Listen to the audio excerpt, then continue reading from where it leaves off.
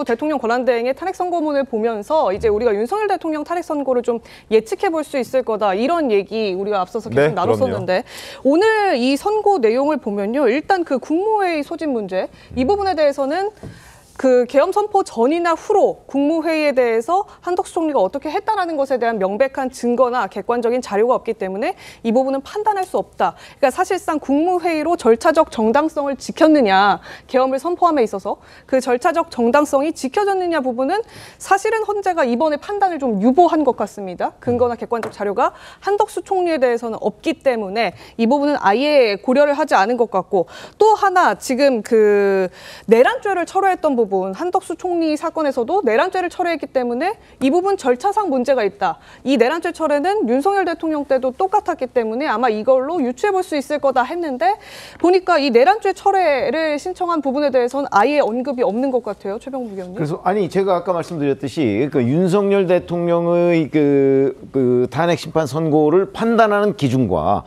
그 한덕수 국무총리에 대한 탄핵 심판 선고를 판단하는 기준이 다를 수 있다고 제가 말씀드렸잖아요. 네. 그거는 그렇게 되려면 이제 이게 이 두 가지를 연결시키려면 사실 윤석열 대통령이 비상계엄을 선포하고 철회한 부분이 정말 이러이러한 우연적, 우법적인 문제를 안고 있다라고 판단을 하고 나서 그러면 거기에 묵인 동조 뭐 이렇게 해야 이제 한덕수 총리에 대해서도 그 이게 인용할 수 있는 거잖아요. 근데 그 지금 판결문에 나왔듯이 이 증거가 없는 거예요. 한덕수 총리가 묵인 동조했다는 증거가 없기 때문에 굳이 한덕수 총리 사건에서는 이 그 비상계엄 선포 및 철회가 우연적이냐 위법적이냐 하는 부분을 판단을 안 하고서도 이 증거 자체가 없기 때문에 저는 충분히 판단할 수 있다 이렇게 말씀드린 적이 있잖아요. 네. 지금 헌재에서 이 다수설이 바로 그런 거라고 보여요. 그러니까 윤석열 대통령이 비상계엄을 선포하고 철회했던 부분이 우연적이냐까지 들어가지도 않고 네. 한덕수 국무총리가 이 비상계엄 국무회의에 가서 그 내란 행위에 대해서 묵인하고 비상계엄에 대해서 동조했느냐 그렇게 얘기할 만한 증거가 없기 때문에 여기에서 딱 차단되는 거죠. 네. 그러니까 한덕수 국무총리는 이 비상계엄 부분에 관해서는 책임질 증거가 없다. 이렇게 된 거 아닌가요? 저는 이 판결문을, 이 결정문을 보면 네. 그런 게 느껴집니다. 근데 그렇다는 얘기는 결국 이 한덕수 국무총리 선고 부분하고 이게 윤석열 대통령 선고의 예고편이다라고 하는 한간의 분석은 틀린 얘기가 되는 것 아니냐.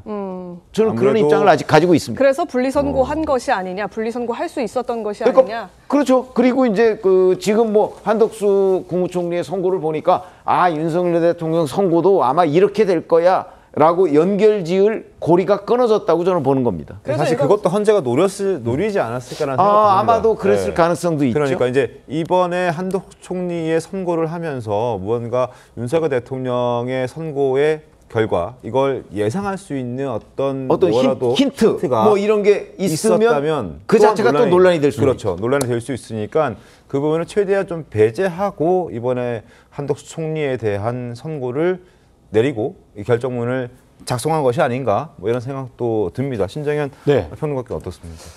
저는 일단 요 결과만 봤을 때는 대충 윤석열 대통령 탄핵 어떻게 비중이 될까? 또 확실한 거는 정영식, 조한창 두 재판관은 그때도 각하 의견을 낼 것이다. 절차에 대한 중요성을 제일 중요하게 판단을 했기 때문에 이번에도 각하 의견을 냈으니까요. 낼 거다라고 생각이 들고요. 또 정계선 재판관은 마찬가지로 인용이 그때도 인용할 것이다. 그러니까 이 세 사람의 입장이 지금 어느 정도 리트머스 종이처럼 결과가 어느 정도 예측 가능하게 나왔다라고 보고 그 외 나머지 재판관들의 어떤 판단에 따라서 인용과 각하 입장이 달라질 거라는 생각이 듭니다. 솔직히 저는 8대0 인용이라는 생각을 한 번도 놓친 적이 없어요. 윤석열 대통령 탄핵 결과에 그러니까 대해서. 8대0이라고 생각해 본 적이 없다는 말씀이신가요? 8대0이 될 것이라는 생각을 항상 하고 있었다라는 갖고 말이에요. 있었다. 근데 이번 한덕수 총리 결과를 보면서 8대0은 되게 어려울 수 있겠다라는 생각을 이번에 하게 되었습니다. 그리고 어쨌든 간에 지금 현재 시점에서 헌재 자체가 지금 우리가 이런 어떤 각각의 입장을 쭉 정리하는 과정에서 딱 나오는 것은 결국 헌재가 정쟁의 도구화가 되고 있다라는 하나의 방증인 것 같아요. 그래서 어떤 재판관은 그 사람이 가지고 있는 어떤 정치적 성향, 이념적 성향에 의해서 그런 결과가 나올 거라는 예측을 했는데 어쨌든 그 결과가 인용의 어떤 인용이든 기각이든 거기에 대한 각자의 의견을 넣든 그것이 도드라지게 나오고 있다라는 부분 때문에 저는 지금 이 헌재를 중심으로 한 여야 간의 여러 가지 해석과 분석을 통해서 헌재를 중심으로 한 정쟁이 이제 어느 정도 가시화되고 있다라는 것, 이것이 결과적으로는 이제 과거에 민주당이 계속해서 비판하고 있는 마은혁 재판관에 대한 어떤 미임명 문제를 놓고서도 지금 앞으로도 계속 정쟁화할 건데, 사실은 그 재판관 미임명 문제가 단순히 지금의 국힘과 윤 대통령의 문제로만 귀결되는 것이 아니라 그 이전에 민주당이 방통위원들 임명을 보류했던 과거의 이력들, 그리고 3인에 대해서 과거에도 민주당이 쭉 이제 침묵을 유지하다가 윤석열 대통령 탄핵을 기점으로 갑자기 임명을 요구하는 이 과정들, 그러니까 이 서사를 쭉 저희가 돌아봤을 때 헌재 자체를 가운데 두고 정쟁화, 권력의 어떤 싸움의 수단화되는 것, 전 이것이 지금으로선 가장 위험한 국면으로 가고 있는 게 아닌가라는 생각이 듭니다. 알겠습니다. 자, 지금 한덕수 탄핵 소추 이번에 기각 결정이 나왔죠. 그걸 놓고 저희가 윤석열 대통령에 대해서 한번 추정 한번 해보죠. 자, 지금부터 시작하겠습니다. 일단 정형식, 조한창, 각하. 지금 신정현 평론가께서는 이 두 사람은 윤석열 대통령 탄핵 선고 언제가 될지 모르겠으나 그 탄핵 선고 때도 각하 의견을 낼 가능성이 높아 보인다. 그리고 정계선, 이번에 인용 의견을 낸 이 정계선 재판관도 나중에 윤 대통령 선고 때 인용할 가능성이 높다. 그러면 일단 2대 1입니다. 남아있는 사람은 5명인데 이진숙 방통위원장 때 한번 생각해 보시죠. 문영배, 이미선, 정정미 재판관은 당시에 인용 의견을 냈었습니다. 그리고 김형두, 그리고 김복형 재판관은 당시에 기각 의견을 냈었죠. 그러면 2대 1에서 3대 2로 나누면 4대 4가 되는 거거든요. 4대 4면 결과가 뭐죠? 물론 이건 추측입니다. 저희가 지금 경우의 수를 따져보는 거죠. 이게 저희 뭐 결과를 알 수는 없지만, 자, 아까 그 8명 중에서 지금 이진수 방통위원장 때와 어떤 대입을 해보면 결국에는 인용을 윤석열 대통령의 파면을 위해서는 최소 6명의 인원이 필요한데 그 6명의 숫자가 지금 현재 이진수 방통위원장 때와 지금 오늘 한덕수 총리의 기각 선고와 비교를 해봤을 때 약간 6명이 쉽지 않을 것 같다.